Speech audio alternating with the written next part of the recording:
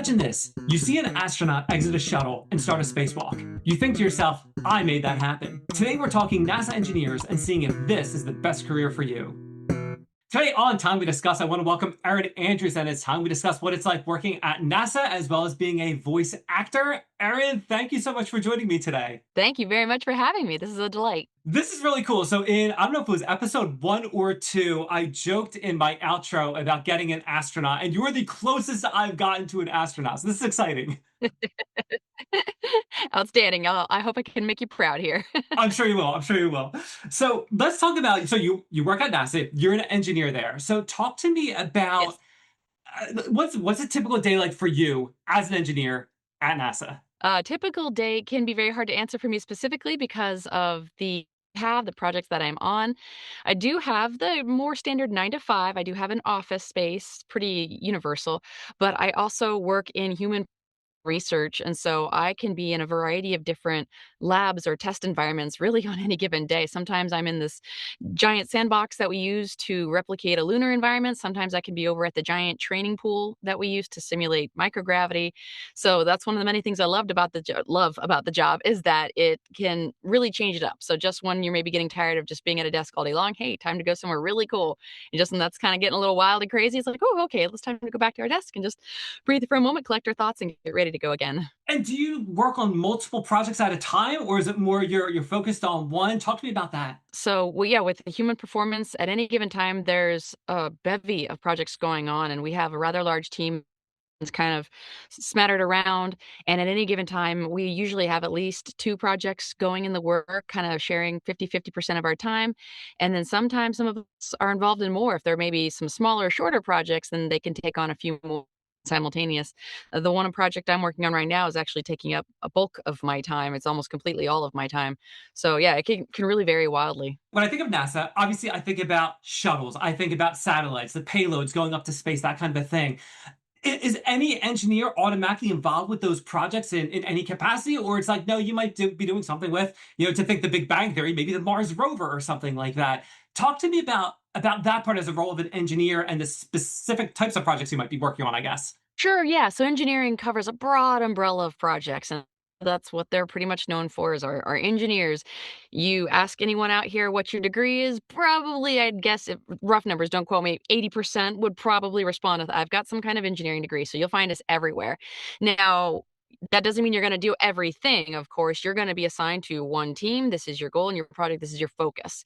And so most engineers end up specializing and becoming, they call them SMEs, subject matter experts in this one thing. You're going to get good and knowledgeable in this one thing.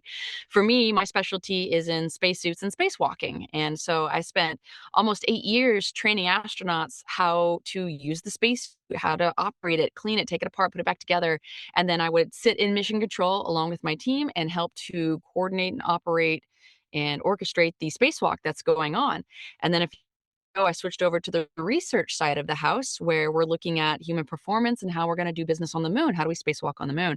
So that's my specialty. But of course, you've got your literal rocket scientists who are working on the rocket. You've got teams that are dedicated to rovers. You've got teams that are dedicated to building, the moon base or the next rocket ship, anything. So yeah, we cover a lot of different ground, but most of us hone in on our one specialty. And when you started, did you get any kind of choice as to which path you wanted to go? Or it's kind of like, no, we need someone here. This is what you're working on. It's a mix, yes. So definitely you go in going, some of us know absolutely where we wanna be. Some of us know generically I wanna be involved, but I don't know where. You don't even know what options there are until you get in. And so when I started on my path, I was just NASA. I just wanna work at NASA, whatever that needs to look like. And then over the years, I've been involved, different teams, different projects, and through that, I get to network and see what else is out there. And sometimes it's like, I didn't even know that was a thing. That's an option. I can do that. And then happened to me probably around 2015. I found out I could go be a spacewalking engineer. It's like, that's a thing. That sounds amazing. Okay, I want to do that. So I waited for the team to have a opening available. I put in for it, got the job, and then it clicked for me. Realized, okay, this is where my strengths and my passions lies, this human element of space exploration. Other people, it's the robotics. They want that. And so you go in, maybe you know what you want, maybe you don't. Sometimes you feel it out. Maybe what you want, but that doesn't mean you're going to get what you want. Sometimes you might have to take a bit of a scenic route. Maybe there are no openings on that team, but work over there, it's related. And then you just kind of wait for the openings and then make those connections, build those relationships with people. And I would dare say that if that is something that you for sure want and you work towards, you'll get there one way or another. Sometimes you can get there straight out of the gate, direct shot. Sometimes you might have to go work a few other different projects, let life blow you around for a bit, and then you'll get to where you really want to be. Eryn, I want you to think about how you got there and maybe how some of your colleagues got there, and maybe on a more recent scale. So maybe if you think about maybe the past 5 years, if that's possible, if someone wants to work specifically at NASA, are there specific universities they should be going to? Like, are there feeder schools into NASA, or is it no? It's just the luck of the draw, just picking up the right skills, being good in the interview. Well, is there any better way to get there than another way? Sure. No, that's a very popular question. I get asked that a lot. No, the short answer is there is no one school or path. I would say, generically, in my experience, engineering is a great way to go. And honestly, they do not care where you went. It could be your local small time community college, it could be Harvard. They do not care. They want to know you've got the skills, you can think critically, you can solve the problems that are needed. And even though we have folks out here that didn't even go to engineering or didn't even go to college per se, maybe they went a different route, trade and technical.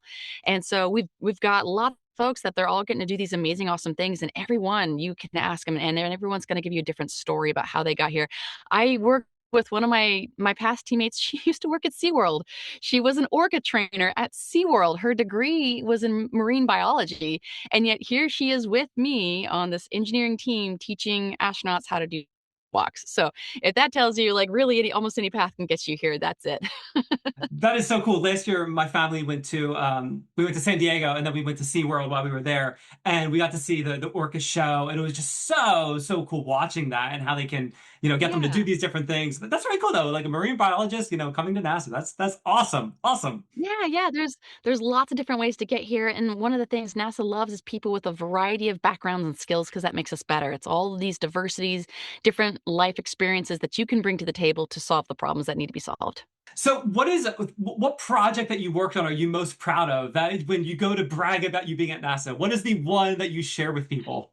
Oh man, so many. This is really hard to pick, but I thoroughly enjoy working with our astronaut crew. They're an amazing group of people, very smart, very intelligent, but very just like, yeah, just like tell me everything, teach me everything, and so wanting to learn. And, actually, I know way more about the spacesuit than they do. So it's so much fun, like getting to impart this knowledge on them and then watching them go into space and then do the thing, do the spacewalk. And I'm down here kind of like a proud parent. I'm just like, my baby's spacewalking. I taught them how to do that. They know how to do that because of me. And so it's that vicarious element that if I can't be an astronaut myself, I get to directly influence their performance and their success and knowing I helped that. So that's, I think, my favorite part. There's so many to pick from, but I think that's the one that stands out the most is just getting to be like, I'm so proud of you. Look at you go. We had to practice that so many times on the ground and it was difficult, but you got it and you nailed it in space. Like, yeah. So when it comes to being an engineer for anything related to NASA, one of my first thoughts was to compare it to.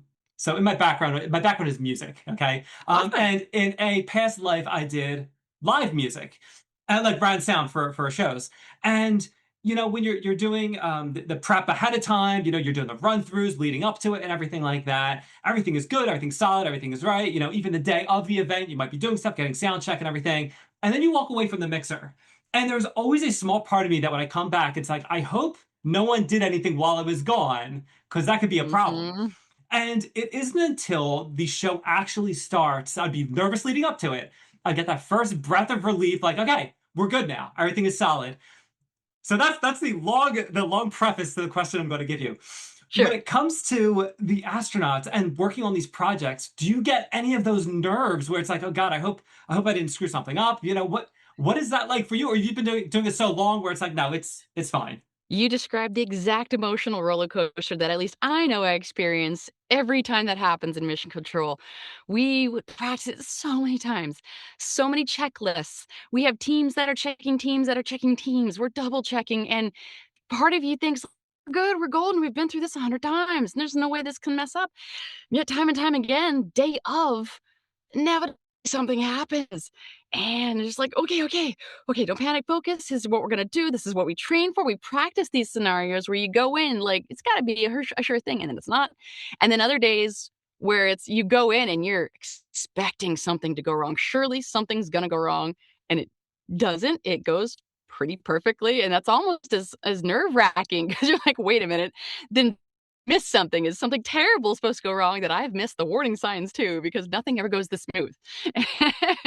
So yes, this whole tumultuous bundle of emotions, and then they get out the door, and it's great, and then they come back inside, and finally, when we get them out of their spacesuits, that's when a lot of us can go, "Okay, we can breathe again." So yeah, you know exactly the feeling. It's very similar.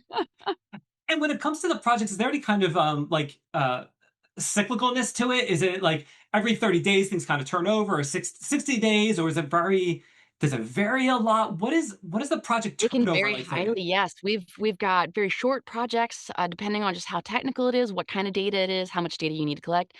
We've got projects that have been going on for years. The project I'm working on right now is gonna take probably 3 years at least to finish, and we're really only halfway through at this point.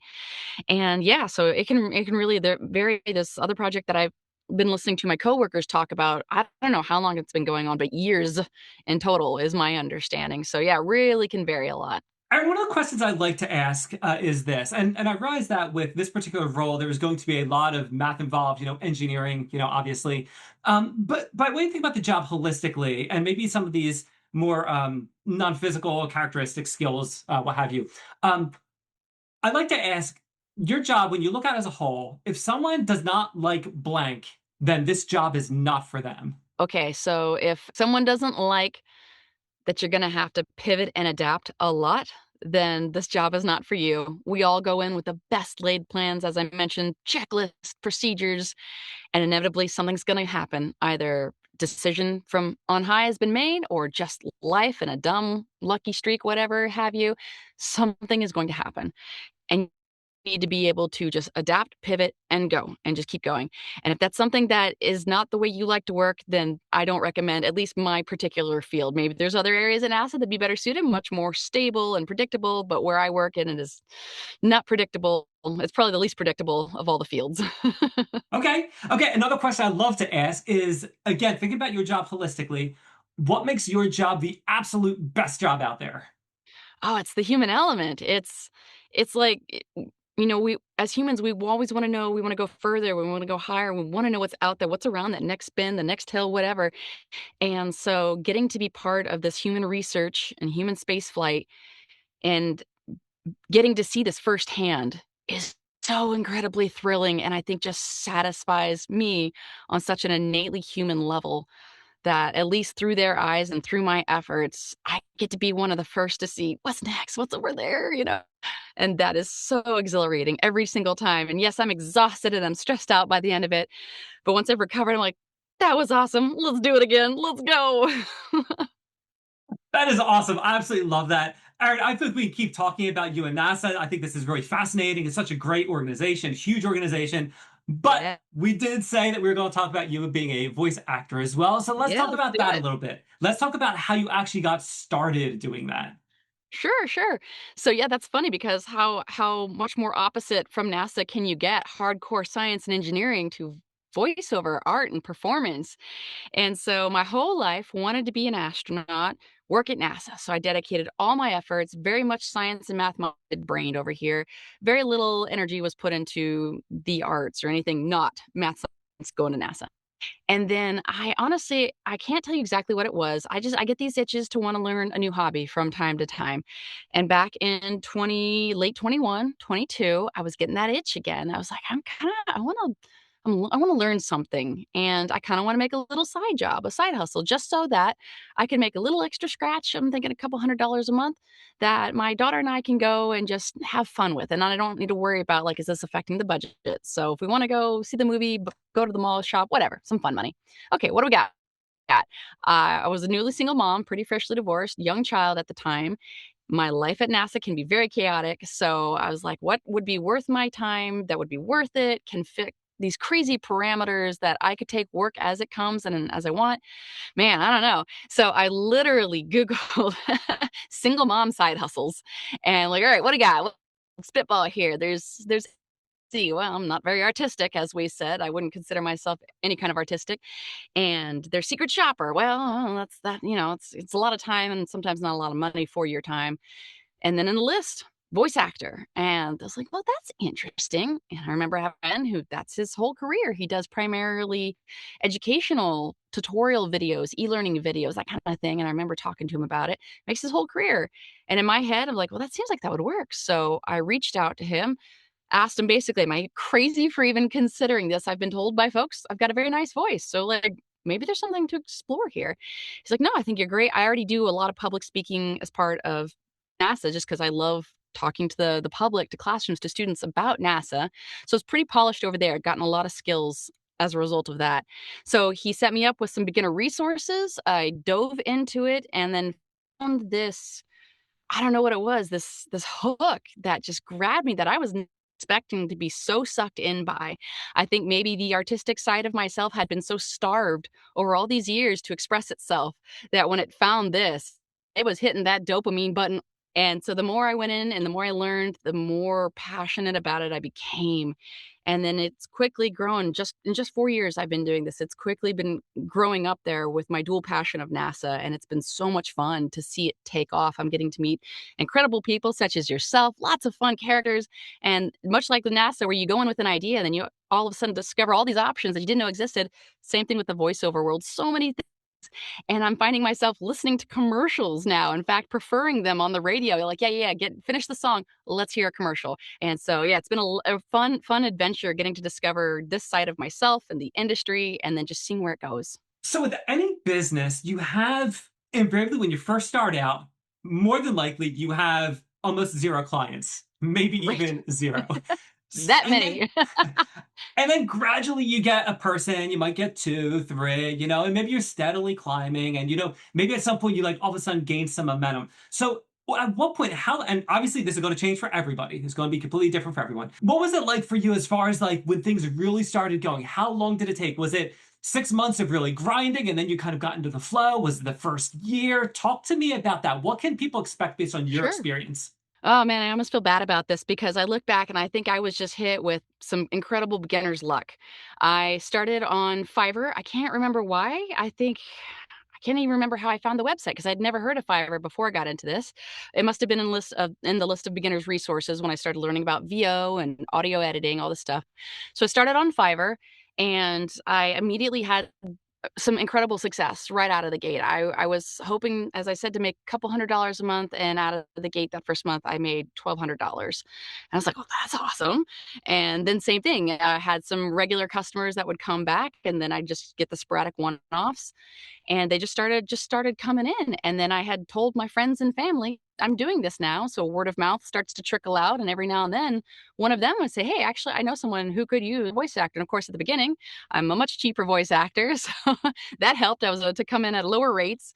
I got to cut my teeth on projects that were did not require as much skill as some of the bigger projects do now.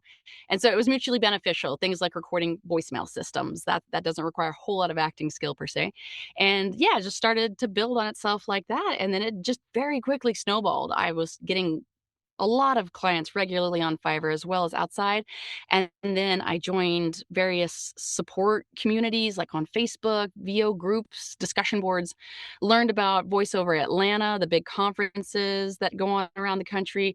And I would go there, same thing, just learn, network. And then it's like, hey, actually, and then started meeting people. I was like, you know what? I got a part for you. I think it would work really well. And I just let it grow organically. And so just a caution that like I talking with other folks that's not been their experience. And so I wish I could say, oh yes, I'm just a natural star. I was born with it. I don't know. I don't maybe it was a little bit of both. Maybe I had some natural talent. I was the right place, right time. Who knows? But that was my particular journey. And it's been growing pretty incredibly ever since. That's really cool. I remember us speaking with Jordan Ring. He is a ghostwriter and he started on Fiverr as well. And he recommended for people just getting started, that's an okay place to start. So it's neat to hear that as a Yeah. voice artist, you did the same thing and it worked out okay for you. And I think it's especially cool that you said you made $1,200 that first month when you were charging less because you're essentially brand new to it. I love that. I Yeah. love it. I was charging $5. The minimum back then, the minimum gig was $5. And yeah, I was charging $5 $10. I got excited when I'd get like a $20 or $50 gig, like, woohoo, look at me.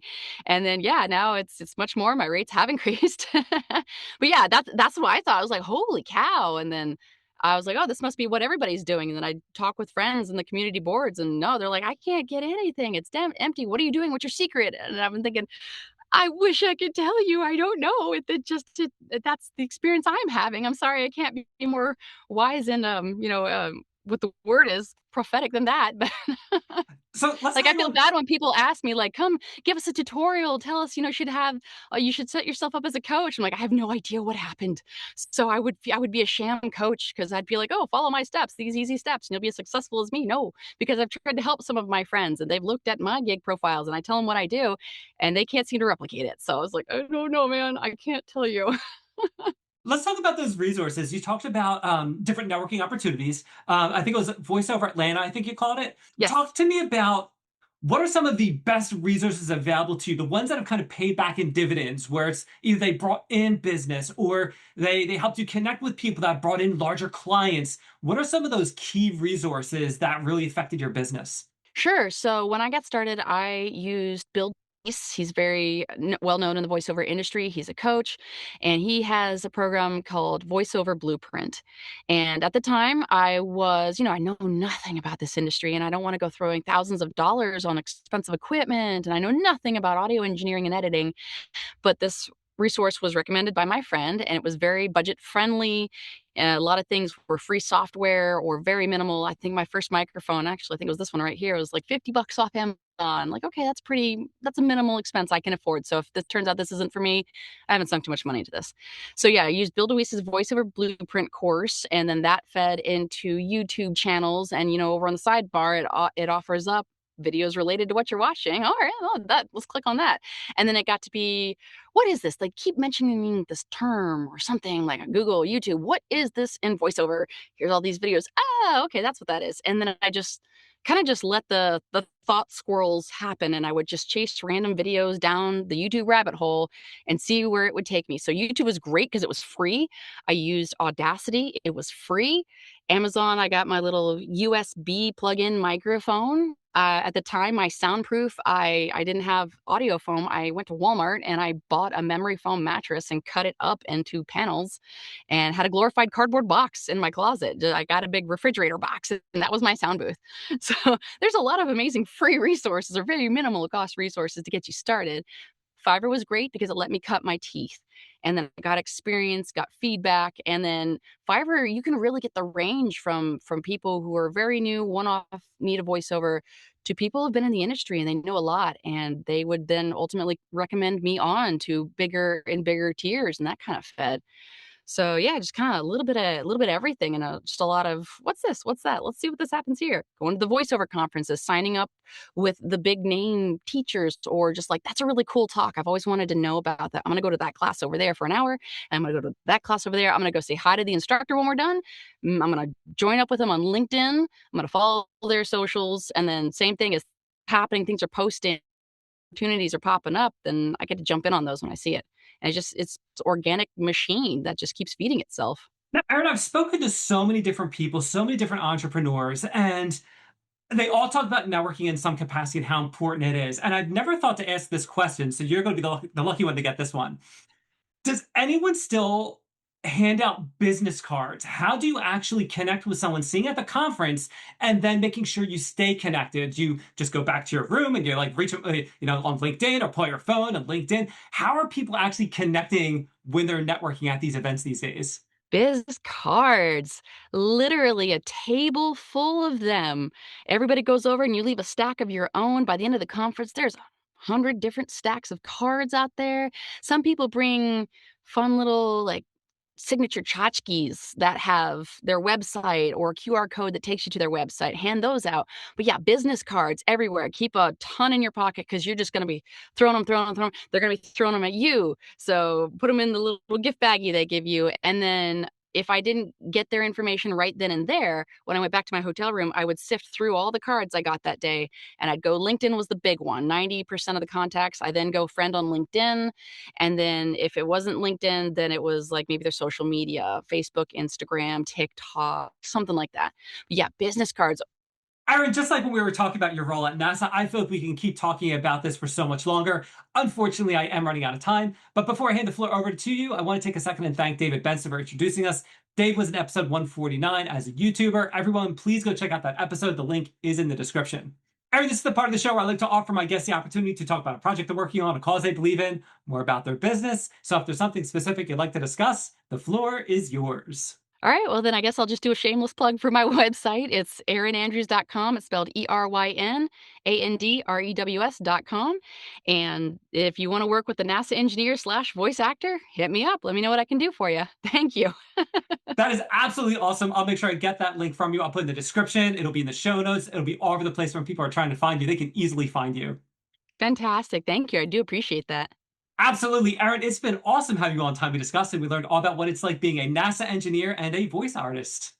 Thank you. This has been so much fun. Again, thank you very much. I'm very privileged to be on your show. All right, so let's talk about some highlights from our conversation with Eryn. For starters, there are a variety of different locations where you can work, including Maryland, Washington, D.C., California, Texas, Ohio, Virginia, Alabama, Florida, and Mississippi. You can also expect to work on a variety of different projects. She talked about working on the spacesuit and how she didn't even know that was a thing going into it, which is really, really cool. You can also expect these projects to be long term, they can be short term, they can last for years or much shorter. It's also not uncommon that you might have to pivot in what you're doing. So if you're the kind of person that finds it difficult to suddenly change what you're doing, this job might not be for you. However, one of the really cool things is you get to say, I work for NASA. Not many people get to do that. I don't know anyone that works for NASA aside from Eryn, who I just met. It's also really cool knowing that you are one of those people that helps place people and things in space or the moon or Mars. Really, really cool. Now, I dug a little deeper when it comes to salary. Now, NASA is a federal agency, which means that all this information is publicly available. It uses the GS pay system. And engineers working at NASA, from what I could find, go from GS 7 all the way up to GS 15. Again, all this information is publicly available, so feel free to fact check me. Generally speaking, you can expect to start around $43,000 a year with a bachelor's degree at a GS 7, or if you have a master's, you'll be bumped up to a GS 9, making 53 to start. Regardless, you're probably going to peak around $165,000 a year as you advance through your career. That'll probably get adjusted for inflation over time, but as it is right now, the peak is around 165. It's also important to note that NASA also hires contractors. Contractors make around 10% more on average. One other thing about the salary is that it is also adjusted based on locality. So if you're working in Maryland, you might not make the same amount of money as a person in California that is doing the exact same thing as you that has the same amount of experience. Switching over to voice acting, Eryn said she started doing this just a few years ago. And the one big takeaway that I wonder is you might just need the right voice for that. She said so many people commented on how she had a nice voice. She tried to do this and had success right out of the gate. People tried to replicate what she was doing through her profile description and things like that, and they weren't having the same success that Eryn was having. So it is possible that the type of voice you have might impact how successful you could be as a voice actor. She also talked about working with different coaches or different online platforms and learning more about how to be a voice actor. So that could also be part of the secret sauce. So you might have to do that as well. It's also important to note that you'll be competing with other people through Fiverr and other platforms. Remember, Eryn said she took her first gig doing $5. So you're going to be competing against these other people until you get a name for yourself and people are willing to pay you a little bit more. On the plus side, it is a very low startup, especially if you want to do this as a side hustle. She said $50 for a microphone, free and cheap software is out there, so that's a plus. She also talked about how she did her acoustical treatment in her sound booth. So it is easy to get up and running very cheaply and then work your way up to a more professional sound look and feel. We also talked about the importance of networking. You want to find out what other people are using, the other platforms they're using, how they're networking, how they're getting out there and making a name for themselves. You want to learn from as many people as you can, learn from their mistakes and improve upon those so you don't make those same mistakes. I spoke with a number of other voice artists, including VoiceOver Pam. I spoke to Gina Scarpa. I spoke to Aaron Ryan. And all three of them started out very small and had successful careers as voice actors. I'll include links to all of those episodes in the description. One thing that Aaron and I did not get a chance to talk about was concerns over AI. I remember speaking in the past with people that there are some concerns over AI when it comes to voice acting. I don't think AI is coming for voice actors anytime soon, but it is important to know that that could be an issue going forward. Now, I dug a little deeper when it comes to salaries for voice artists. When you're just starting out and you're doing it part time, you can expect anywhere between 5K to 30K on average. Obviously, this is going to vary depending on the amount of effort you put in, but that salary range is a reasonable expectation if you put in the work. Once you become a full working professional in this arena, you can expect more like 40,000 up to six figures. That is not uncommon. Again, your mileage may vary. Once you're established and you're able to land very large accounts, it's possible to even get as high as 250,000 or more. And if you're a famous celebrity voice actor, which you're probably not, otherwise you wouldn't be listening to this episode, you can expect to make easily into the millions. Okay, so what do you think? When it comes to being a NASA engineer or a voice actor, there are some good things and there are some bad things. Are either of these jobs the best one for you? Let's keep exploring, and we'll see you next time on Time We Discuss.